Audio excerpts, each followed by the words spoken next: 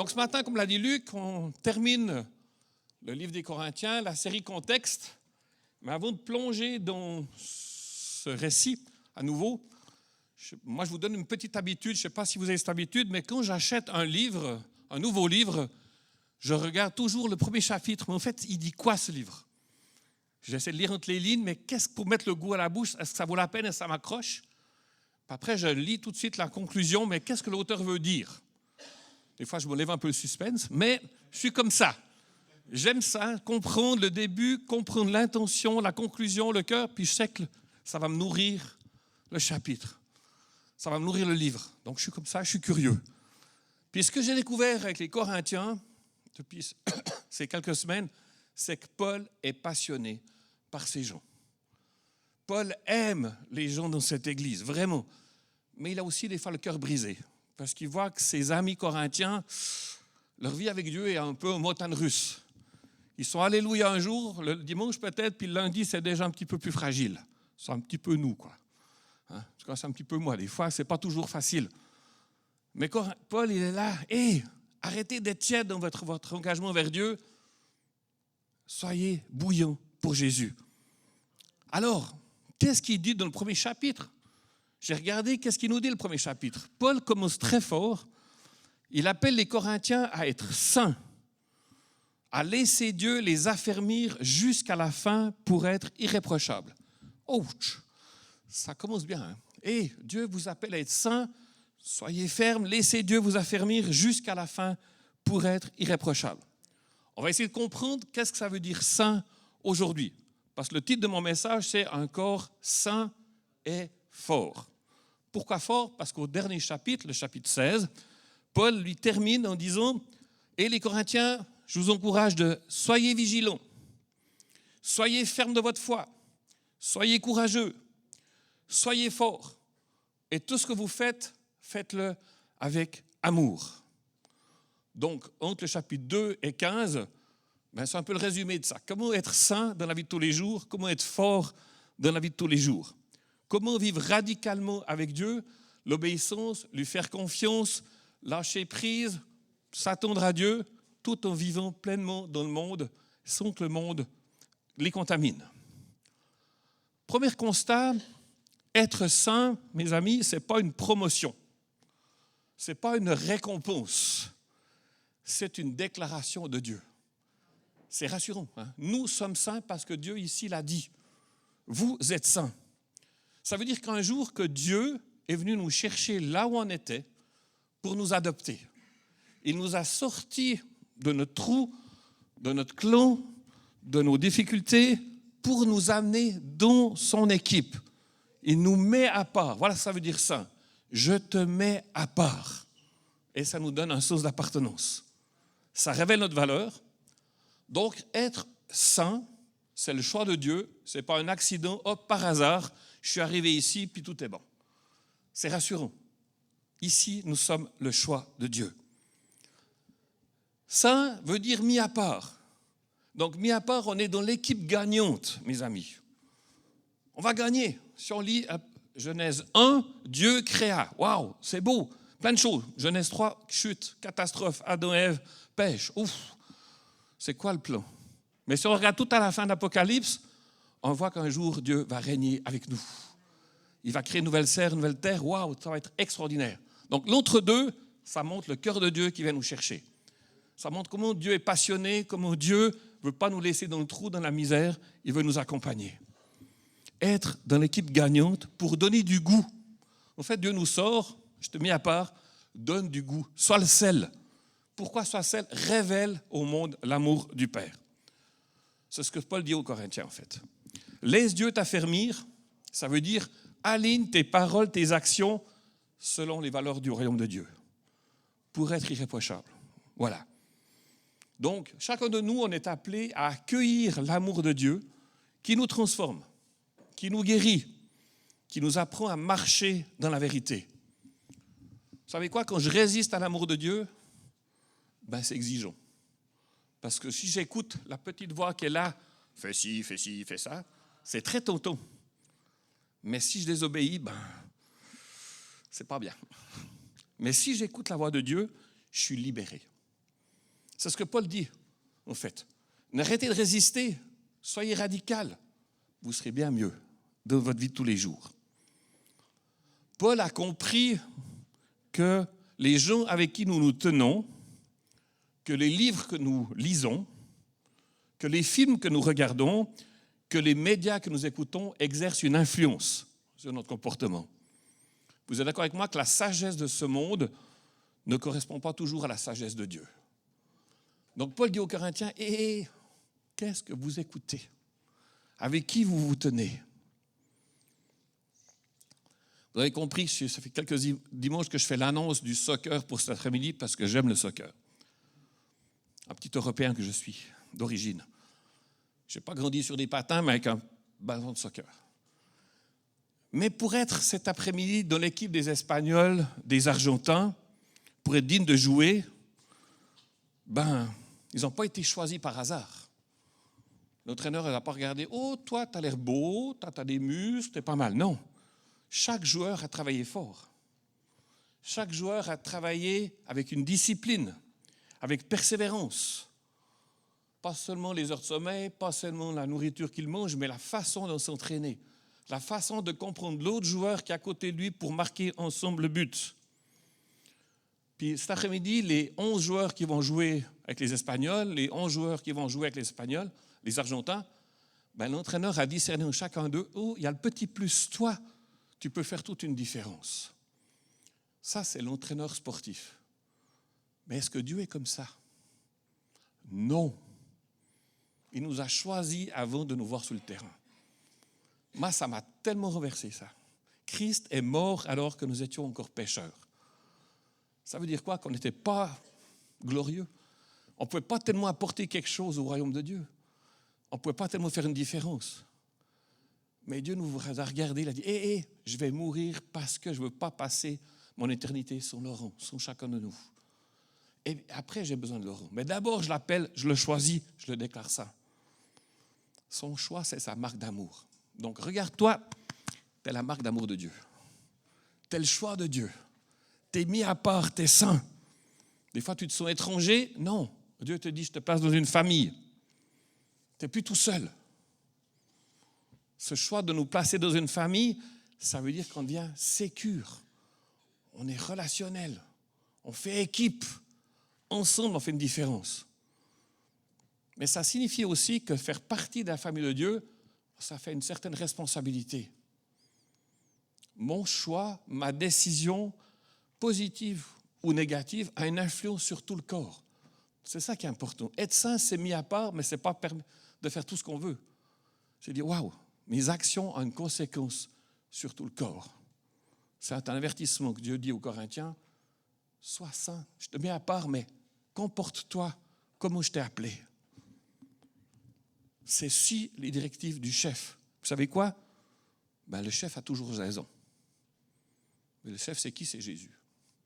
On n'a pas le choix. Si Jésus nous connaît, il a des bonnes intentions pour nous, il veut notre bonheur, il veut faire une différence. Donc, quand nous mettons à part, Jésus ne va jamais nous mettre sur le banc des remplaçants. Bon, quand tu seras prêt, que tu auras prié 3 fois par jour, Laurent, tu pourras peut-être jouer. Ce n'est pas ça. Dieu nous équipe. Dieu nous dit, j'ai besoin de toi. Petite chose, dans l'éternité, c'est peut-être notre vie, c'est petit face à l'éternité. Mais justement, Dieu compte sur toi aujourd'hui pour amener l'histoire de Dieu sur terre. Il y a un avant sans Jésus, on l'a entendu par Christiane, et il y a un après avec Jésus. On l'a aussi entendu ces derniers dimanches. Je pourrais dire pour moi, il y a eu un avant Laurent célibataire, puis un Laurent marié depuis 32 ans. Marié, ça signifie que j'ai des responsabilités vis-à-vis de Patty. Une fois qu'on dit oui à Jésus, on a une responsabilité. Je suis dans ton équipe, je vais apprendre à me comporter comme tu attends de moi. J'ai regardé un petit peu dans l'histoire, qu'est-ce que l'église de Corinthe a apporté en fait? Est-ce que c'était juste une église pendant tant d'années, pas restée finie? Qu'est-ce qu'elle a fait comme différence dans la ville de Corinthe, en Grèce, puis en Europe après? C'est intéressant que cette église, elle a proposé une éthique vraiment différente de l'Empire romain. Des valeurs incarnées de Dieu. Ça veut dire quoi? Dans cette église de Corinthe, on découvre l'égalité entre hommes et femmes. Les Romains, ce n'était pas ça. L'homme avait tout pouvoir. L'homme pouvait décider s'il avait un enfant, celui-là, je ne le veux plus. Non, il n'est plus de ma famille. Il le mettait dans la rue. Puis, dans l'Épître aux Romains, c'est aussi Paul qui l'a écrit, mais il dit, vous êtes adoptés. Dans la loi romaine, un adopté, c'est un enfant à vie pour toujours. Ce n'est pas un enfant deuxième choix, troisième choix. C'est je t'adopte, donc tu fais partie à moi. Mais ton propre fils, tu peux le jeter, mais si tu adoptes quelqu'un, tu ne peux pas le jeter. Donc Corinthe, il dit ça. Corinthe, vous avez été adoptés. Vous êtes égaux entre hommes et femmes. Il n'y a plus de différence entre esclaves et libres. Plus de différence entre les gens de différentes origines. Chacun a sa place. Un accueil de chaque être humain avec dignité. C'est totalement le contraire de Corinthe, de l'habitude. Ceux-là, c'est que les esclaves. Oh, ceux-là, ils sont de couleur étrangère, on ne les veut pas. Paul dit non, on est ensemble. On est une famille. Chacun est respecté. Chacun est digne. L'hymne à l'amour, 1 Corinthiens 13, l'amour est passion. L'amour n'est pas envieux. L'amour n'est pas jaloux. L'amour pardonne. L'amour espère. Ce n'est pas seulement un mariage qu'on lit. C'est tous les jours. Et ça aussi, ça choquait les Corinthiens. Comment ça, l'amour est passion? Mais non! Ça a changé l'histoire de la ville de Corinthe. Face aux divisions, Paul met en place le ministère de la réconciliation. Arrêtez de vous chamailler. Le pardon est possible. Le pardon, c'est une valeur. La réconciliation, le travail en équipe, la complémentarité des dons. Voilà ce que l'Église de Corinthe a un petit peu apporté dans sa région. Alors Paul, il a compris ça, il a combattu le mépris des classes. Ce n'était pas comme en Inde encore avec les castes, mais ça voulait dire ça, la même chose. Chacun, qu'importe son statut social, est important. Chacun doit être traité avec honneur. Alors Paul, il ne s'est pas gêné de dire les choses qui n'allaient pas. L'égoïsme des riches qui honoraient les plus pauvres, par exemple. Là aussi, Paul va leur dire, ton corps, tes os, tout ce que tu fais de toi est important. Ton corps, c'est le temple du Saint-Esprit. Donc, traite ton corps avec dignité, avec pureté. Puis si tu dis, si tu vis sans amour, le message de l'Évangile ne sera pas reçu. Applique-toi. Aime ton prochain. Alors Paul leur dit, mais ouais, ok, il y a des problèmes qui vous envahissent, vous avez des conséquences de vos choix, prends du recul, fais un bilan, corrige ton comportement. Ce que j'aime dans l'Épître de Corinthiens, c'est que Paul n'accuse pas. Il ne justifie pas non plus si tu es victime de quelque chose ou pas. Il encourage chacun à marcher dans la vérité. Parce que la vérité de Dieu libère. Parce que ça guérit les erreurs du passé. Parce que ça donne la paix. Alors oui, quand on lit les Corinthiens, je ne sais pas si vous, ces derniers dimanches, je trouvais dur d'entendre certains messages. Parce que les vérités de Paul sont dures, c'est confrontant. Mais j'ai réalisé en fait que les paroles de Paul sont comme un miroir. Vous savez pourquoi? Le miroir, ça ne triche jamais. Ça révèle toujours la vraie image. Ça révèle en fait la vraie personnalité des Corinthiens. Soyez saints. Soyez enracinés dans la vérité de Dieu. Soyez saints. Acceptez tout du message de Dieu. Pas seulement ce qui fait votre petit bonheur, en train de leur dire Paul. Ce matin, j'ai mis ma chemise blanche. Mais ce matin, que je me suis mis dans le miroir pour me raser avec ma chemise, j'ai dit, il y a un bouton qui était mal croché. J'étais content d'avoir un miroir. J'ai pu m'arranger un peu mieux. Ma femme n'était encore pas réveillée, donc pour ça. Le miroir a fait ça, fait. En regardant le miroir, j'ai vu, Laurent, pas correct ce matin. Je crois qu'en lisant les Corinthiens, la parole de Dieu, je ne sais pas si vous, mais moi, tous ces dimanches, j'ai été appelé au changement. Seigneur, aligne-moi selon ta parole. Aligne-moi selon ta vérité. C'est l'instruction de Dieu qui est remplie d'amour qui nous montre le plan de Dieu. Alors, le miroir de Dieu, c'est sa parole. Ça montre d'abord son amour. Moi, pendant longtemps, quand je disais la parole, j'étais dans la culpabilité, dans la honte, dans le remords, dans « j'y arriverai jamais », c'est impossible. mais jusqu'à ce que je comprenne que Dieu m'aime et qu'il veut me sortir de ce que j'aime pas, que Dieu veut guérir, que Dieu veut consoler, que Dieu veut redonner ce que j'ai perdu. Puis quand je suis aimé, je peux accueillir la direction de Dieu. Je peux accueillir la vérité de Dieu. Puis j'ai presque compris que la vérité de Dieu, c'est comme l'air climatisé qu'on a eu besoin ces derniers jours. On était contents d'avoir l'air climatisé, pour certains. Dans la prison, je n'ai pas. C'est dur de travailler dans le grand chaud. Mais il y a quelques pièces qui ont l'air climatisées, alors tout le monde va là-bas. Mais c'est ça, la vérité de Dieu, c'est dire, j'ai besoin de ta fraîcheur. J'ai besoin que tu me réveilles. J'ai besoin que tu me déranges. Je ne veux pas vivre dans l'ombre, je ne veux pas vivre dans la transpiration. Je veux vivre ce que tu as prévu pour moi. Jésus a dit autrement, prends ton lit et marche. Il n'a pas dit, reste couché, plains-toi, attends. Ce serait des fois bien plus facile. Oh Seigneur, encore. Prends ton lit, lève-toi, marche. Lève-toi, tu es saint. Lève-toi, tu es mis à part. Lève-toi pour raconter les merveilles de Dieu. Je nous observe. Je prie pour vous avec Luc, Michael, Nathalie, puis les uns aux autres, on prie les uns pour les autres. Mais je dis, waouh, chacun de nous ici est placé dans un endroit stratégique dans la Naudière pour faire une différence. C'est fou. On est tous appelés à des endroits différents. On porte la lumière de Dieu. On n'est pas la lumière. Non, c'est Jésus qui est la lumière. Mais on reflète cette lumière de Dieu. Et la lumière gagne toujours.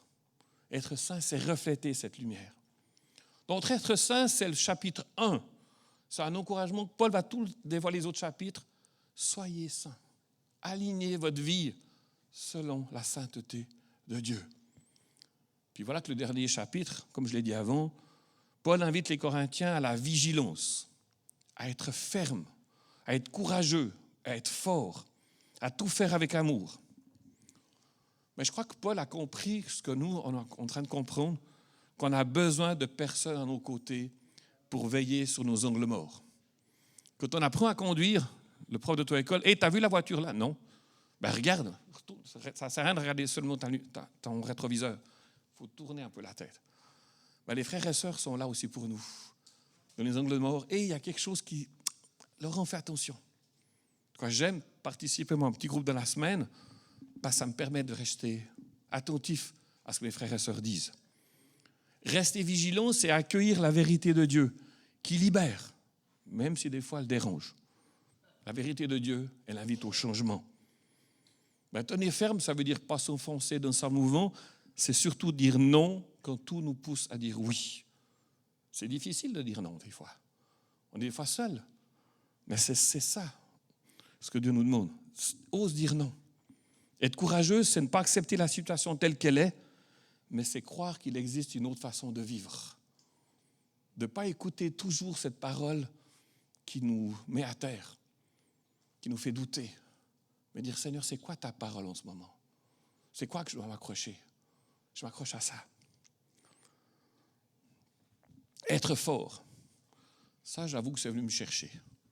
Ça veut dire quoi, être fort?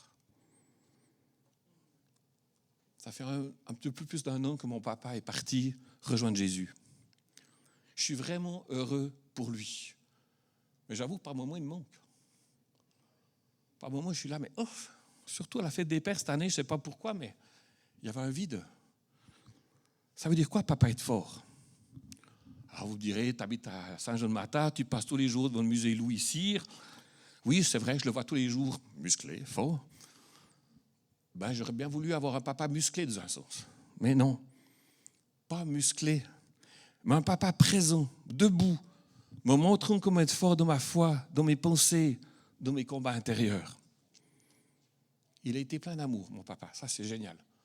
Mais il y a bien des choses que je n'ai pas reçues. Je dis, Seigneur, comment être fort? Ça veut dire quoi? Puis plus je réfléchissais, puis j'ai l'impression que Dieu me disait, tu es fort quand tu es vulnérable. Tu es fort quand tu partages ton besoin. Tu es fort parce que tu t'ouvres. Tu permets aux autres de mieux te connaître, mais surtout de prier pour toi. Puis ils ne vont pas te laisser couler, ils ne vont pas te laisser dans ton problème. Ils seront là, à côté de toi. Fort, j'ai compris que ça ne signifie pas dire une chose et agir différemment. Ça, c'est l'hypocrisie. Fort, c'est, si tu dis que tu es chrétien, alors vis comme un chrétien, agis comme un chrétien. Oh, c'est exigeant. Oui, mais c'est libérateur. Je reprends le verset de Lise, on ne s'est pas parlé. Tu aimeras le Seigneur ton Dieu de tout ton cœur, de toute ton âme, de toute ta pensée, de toute ta force. Je dis, aimer Dieu de toute ma force. Est-ce que vous avez entendu ce matin que j'ai chanté plus fort? Est-ce que c'est ça que ça veut dire? Tout fort? Peut-être. Mais je crois que ça veut dire que aimer Dieu de toute notre force, c'est l'aimer avec toute notre vigueur, toute notre créativité, toute notre énergie, notre corps, notre vie. En fait, plus je lisais les Corinthiens, Paul dit, mais soyez forts, c'est sortez de votre passivité. Agissez, innovez, soyez actifs, soyez passionnés. Ne laissez pas le péché, ne laissez pas les valeurs du monde vous contaminer. Soyez forts. Ce n'est pas seulement mettre mes réflexions au service de Dieu, c'est mettre mes actions au travers de mon corps, de mon énergie. Parce que mettre en place un projet, ça demande de la force. Vacances de construction, c'est le même mot. Pourquoi? Parce qu'il faut de la force pour construire. Il faut du repos aussi. Il faut de la force pour soigner des malades, pour éduquer des enfants, pour être un proche aidant, pour parfois faire un téléphone, pour faire une visite. Être fort, c'est ce que Dieu te met à cœur, fais-le et donne gloire à Dieu. La foi, ça ne s'arrête pas seulement dans mon cœur, mais ça se révèle. Elle s'incarne dans nos relations, dans nos paroles, dans nos gestes, dans la gestion de notre argent, de notre manière de travailler. Être fort, c'est se battre pour une noble cause. J'ai cherché sur Internet 3 situations québécoises où il a fallu de la force. J'en ai juste pris 3. J'aurais pu terminer à 4 heures cet après-midi, à 3 heures pour le match, pardon, mais je vais arrêter. 3. Thérèse Casgrain, c'est une femme. Pendant 20 ans, elle a lutté auprès des gouvernements, donner le droit aux femmes de voter aux élections provinciales. 20 ans. C'est être fort, c'est être persévérant, c'est travailler fort. Et les femmes ont un droit. Aujourd'hui, ça paraît naturel d'aller voter, mais c'est Thérèse Casgrain, waouh. Thérèse Casgrain a aussi innové les prisons pour femmes aussi, une parenthèse. Les politiciens qui ont mis en place la RAMQ, l'assurance maladie, on en a tous aujourd'hui normalement dans notre poche. Quand on va chez le médecin, quand on va chez l'hôpital, c'est gratuit. Les politiciens ont créé cette RAMQ, ils n'étaient pas forcément aimés. Aujourd'hui, ce serait impensable de penser qu'elle ne serait plus là, mais ils ont dû se battre pour que chacun puisse bénéficier avec force. Esther Blondin, dans la Naudière, elle a vu qu'il y avait beaucoup de pauvreté. Elle a dit, c'est pas vrai que les enfants pauvres vont rester pauvres. Elle a combattu l'analphabétisme. Elle a permis l'éducation des enfants pauvres. Voilà, rien que ça, juste ces 3 exemples. Aimer, agir avec force, conviction, ces trois groupes ont pratiqué la règle d'or, traiter les autres comme tu voudrais être traité. Comment est-ce que je peux être fort dans mon quotidien? Qu'est-ce que je peux amener qui vient me chercher, qui mérite pour amener le royaume de Dieu? Comment est-ce que je peux l'incarner dans mon action, dans mon quotidien? Je vous parle d'un petit exemple de la prison, que j'en aurai 2 ce matin. Vous savez que je suis aumônier, je suis aussi pasteur parmi vous, donc je n'ai pas le droit d'amener des femmes en prison le dimanche ici. Parce qu'on me dit, non, soit tu es pasteur, soit aumônier, tu ne peux pas faire les 2 en même temps. J'ai mis le poing dans la poche, j'ai accepté, c'est dur, parce que je sais qu'il y a des femmes qui soupirent de venir ici, qui ont besoin, comme nous on a besoin d'être ensemble. Ça change tellement. Je dis, Seigneur, ok, j'accepte, il y a un règlement, je ne suis peut-être pas tout à fait d'accord, mais c'est l'autorité, j'accepte, mais j'aimerais faire plus. Puis voilà que j'ai une idée un peu folle, que je vais vous soumettre mon idée. Donc avec force et tremblement, je suis allé trouver ma chef il y a 2 semaines dans la prison. Je lui ai dit, écoute, tu sais que je peux pas amener les femmes de mon église, mais je trouve qu'il y a des femmes en prison qui ont vécu un drame. Elles étaient en prison, puis pendant qu'elles étaient en prison, elles ont perdu un papa, une maman. Elles n'ont pas pu sortir, aller aux funérailles. Elles n'ont pas pu sortir, peut-être après les funérailles, aller se recueillir sur leur tombe. Puis j'ose te demander une deuxième chose, il y a des femmes qui ont tué leur enfant par accident, toutes sortes de raisons. Mais ces femmes, comment est-ce qu'on va les aider à vivre leur deuil? Elles sont là rongées par la culpabilité, rongées par tout ce qui se passe en elles, tristes, isolées, puis elles aimeraient pouvoir dire au revoir à leur enfant, mais on ne leur donne pas l'accès. Me permets-tu d'aller avec ces femmes au cimetière ou à quelque part où leur enfant est pour leur donner une possibilité de commencer un deuil, leur donner de pouvoir pleurer dans un lieu sécure, d'être accompagné, de tourner une page difficile. Parce que je crois, je le ai dit comme ça, elles ont droit à une certaine dignité malgré l'horreur de leurs gestes. Elle m'a regardé. Oh! Tu veux vraiment faire ça, Laurent? C'est audacieux. Tu fais ça pas tous les jours. Je dis non, je ne sais rien pas, je te dis ça, je ne sais même pas, je ne connais pas toutes les peines des femmes de prison parce que ça ne m'intéresse pas de savoir pourquoi elles sont là. Moi, ce que je veux, c'est qu'un jour, qu'elles puissent sortir libres. Mais ça demande du temps de les apprivoiser puis de les accompagner. Alors elle me dit, je suis d'accord, si ton chef en aumônier est d'accord, je suis d'accord. Yes! Allô, Désiré? C'est Laurent, ton collègue aumônier, j'ai une idée un peu folle, je te soumets, j'aimerais aller faire un geste pour ces femmes qui ont perdu leur enfant. Est-ce que tu me permets de sortir avec elles si la prison me permet de sortir avec ces femmes? Oh, bonne idée, Laurent. Je t'accompagne, je prie pour toi. Alors, pour faire l'histoire courte, je sors du bureau, je téléphone à mon chef. L'heure d'après, je rencontre une femme. Je savais, elle, qu'elle avait perdu son enfant d'une façon tragique. Je lui dis, écoute, j'aimerais me proposer, puis je te dis ça en tremblant, me proposer de t'accompagner un jour à la tombe de ton enfant ou à quelque part où tu es bien pour pouvoir commencer un deuil avec toi. Elle me regarde, Laurent, c'est le 23 juillet. Donc ce jeudi, je peux sortir avec une femme, l'amener chez sa maman. Donc il y aura la grand-maman, la maman. On va faire une cérémonie de la vie pour la petite fille qui est morte il y a 6 ans. C'était extraordinaire, l'accueil.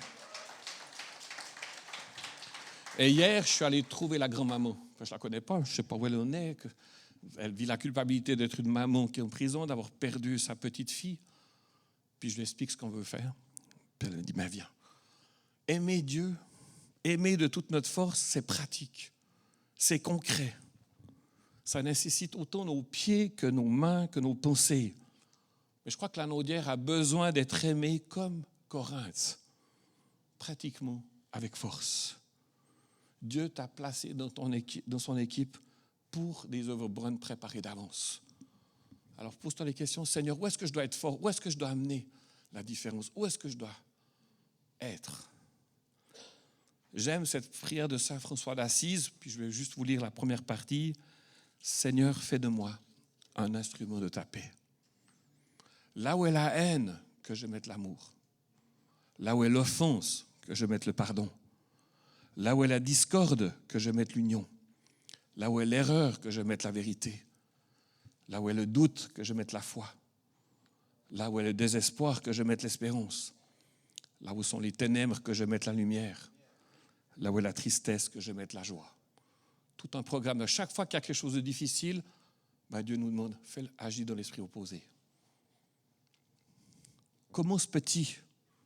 Parce que aimer, être fort, ça introduit la vie. Ça introduit le mouvement. Ça introduit la passion. C'est engageant, c'est être actif. Dieu nous demande pas d'être en repli, mais il nous demande d'être avance. C'est vrai que Jésus, Dieu, quand il a créé la création, ils ne sont pas restés statiques. Ils ont mis de la vie, de l'engagement. Jésus nous a aimés jusqu'au bout de sa force sur la croix. Il a tout donné ce qu'il avait. Tout. Il n'a pas gardé une miette pour lui, il a tout donné. Il s'est engagé jusqu'au bout de sa vie. Mais personne n'a pu le stopper. Il le voulait. Il a voulu démontrer son amour. C'est Martin Luther King qui dit « Ce qui m'effraie le plus, ce n'est pas l'oppression des méchants, mais l'indifférence des bons. » Ouch! À quoi suis-je indifférent? Seigneur, réveille-moi, réveille-nous. Dietrich Bonhoeffer a dit encore mieux, se taire, c'est déjà parler, ne rien faire, c'est déjà agir. La première église de Jérusalem, si je reprends le message de Jerry la semaine passée, personne n'aurait pu imaginer que l'apôtre Paul ait un jour fondé des églises dans tout l'Empire romain. Impossible de penser qu'un meurtrier devienne un apôtre. Et pourtant, ça s'est vraiment passé. Dieu aime le monde. Il a des projets de transformation au travers de toi. Sais-tu que si tu utilises 10% de ce que ton travail te fait gagner pour les redonner à des ministères, tu participes de toute ta force au projet de Dieu? Je disais ça l'autre jour. Si tu pratiques la dîme pour chaque heure payée, ton patron, en fait, il investit 6 minutes de son argent pour que le royaume de Dieu se répande. Un autre calcul qui m'a encore plus touché, une journée de travail, c'est 8 heures. Donc, ça fait que ton patron te paye 48 minutes pour que toi, tu puisses l'investir dans le royaume de Dieu. C'est pas mal, ça. C'est pour mon argent, c'est mon patron qui me donne l'argent pour que je puisse l'investir. C'est cadeau, non? C'est ça, la dîme. Ça va être fort. C'est OK, Seigneur, merci. Waouh, merci pour mon patron, bénis-le, puis merci parce que je peux investir. Martin Luther King, l'ombre ne peut pas chasser l'ombre, mais seule la lumière le peut. La haine ne peut pas chasser la haine, seul l'amour le peut. Le mal ne va pas s'arrêter. Le mal va s'arrêter quand il est remplacé par une action, par une parole empreinte de bonté. C'est vrai que le silence ne guérit pas une parole blessante. Mais instaurer une culture de l'encouragement remplace la moquerie. Le mal est vaincu quand on fait son exact opposé. C'est ça être fort. C'est refuser l'inaction. C'est viser la présence du bien. Quelqu'un l'a dit, ne te laisse pas mettre KO par le mal, mais le KO, toi. J'aime bien, je me rappelle quand j'étais en Suisse, comme la vice-direction où je travaillais, ça jurait beaucoup de mon bureau. Puis chaque fois que j'arrivais, oh, pardon, Laurent, oh, pardon. Eh bien, j'ai appris à ne pas jurer, mais j'ai appris à les regarder. Montrer le posé. Puis à la fin, on ne jurait plus. Parce que j'ai installé une autre culture. Là aussi, un autre témoignage de la prison. J'ai une femme qui arrive vers moi il y a 2 semaines et demie, couleur, origine africaine. Elle dit, Laurent, j'ai envie de croire en Jésus, mais j'ai l'impression que c'est le Dieu des Blancs. Puis je ne sais pas trop comment, j'ai un peu honte ce que je suis, ce que j'ai fait, mais croire en Jésus, pour moi, c'est renier mes origines. Donc j'ai un peu de peine. Puis je lui dis, mais non, Dieu a créé ta culture, Dieu a créé ta langue, puis il a fait, c'est très, très beau. Après, dans chaque culture, ce qu'on construit, il y a des choses mal, mais à l'origine, il y a une intention de Dieu. Puis je vois tout d'un coup, ses yeux s'illuminent. Oh, il m'a créé dans ma culture, elle est belle, ma langue est belle. Mais oui, alors je veux croire en Jésus. Puis elle a prié avec moi, puis une paix arrivée, c'était juste extraordinaire. Waouh, OK. Mais 2 jours plus tard, cette femme, une autre détenue. Les premiers pas avec Jésus. Et voilà, bref, cette femme se retrouve au trou, se retrouve au maximum, isolée, en punition. Puis ce qui est pire pour moi, c'est que j'entends tous mes collègues, et voilà, avec elle, c'est toujours comme ça. Tout ce qu'elle fait, elle se sabote, puis elle ne va jamais comprendre qu'elle peut changer. Puis c'était un tel mépris, il faut la laisser tranquille. Puis au fond de moi, je dis, non, il faut faire quelque chose, mais il faut faire quoi? Seigneur, il faut faire quoi? Alors, j'avais envie d'aller vers elle avec mes « tu dois »,« il faut »,« il y a qu'à ». Puis j'entends une petite voix, « Laurent, moi, je n'ai pas baissé les bras. Je suis capable de la guérir, je suis capable de la restaurer. » « Ouais, mais d'accord, mais tu vois, ça recommence. » Puis Dieu me dit, « Prends du recul. Rappelle-toi comment toi, j'ai été patient. Comment toi, je t'ai guéri. Comment est-ce que ton cœur brisé, je ne l'ai pas écrasé. Je l'ai pris. OK, Seigneur, je vais la voir. Mais là, à ce moment-là, vous ne savez peut-être pas, mais moi je sais, il y a toutes les caméras qui sont sur moi. Là, c'est la sécurité où elle est. Donc je l'écoute. Puis là, bizarrement, je lui dis, écoute, je pense qu'il te manque quelque chose. Il me dit, quoi? Ben, je lui parle en langue. C'est quoi ça? Ben, tu es tourmenté. Ben, tu as besoin que ton esprit soit connecté avec l'Esprit de Dieu. Tu as besoin d'être visité par Dieu. Puis Dieu donne le parler en langue. C'est entre autres une puissance qui te permet de dialoguer avec Dieu, même que tu ne sais pas, tu ne comprends pas tout. Ah ouais, mais je le veux. Alors je prie pour elle, puis effectivement, il se passe quelque chose. Elle dit, Laurent, il se passe quoi? C'est la chaleur. Bon, laisse Dieu. C'est pas moi, c'est Dieu. OK. Et je la revois 2 jours plus tard. Elle dit, Laurent, c'est bizarre. À 2h du matin, que tout le monde dort, je me réveille, je commence à combattre pour une femme dans la prison, mais dans la prière cette fois. Je dis, ouais, qu'est-ce que tu demandes? Ben, j'ai demandé à Dieu sa protection, j'ai demandé à Dieu qu'elle était en danger, puis j'ai compris. Il fallait que je prie. Je dis, ben voilà, tu as tout compris. Je dis, toi, tu es une guerrière pour Jésus. Ton champ d'entraînement, c'est la prison. Ouh, c'est dur. J'ai envie de frapper. Non, pas comme ça. Frappe avec Dieu. Frappe avec Dieu. Être fort, en fait, ça veut dire quoi? C'est avoir comme objectif la présence du bien.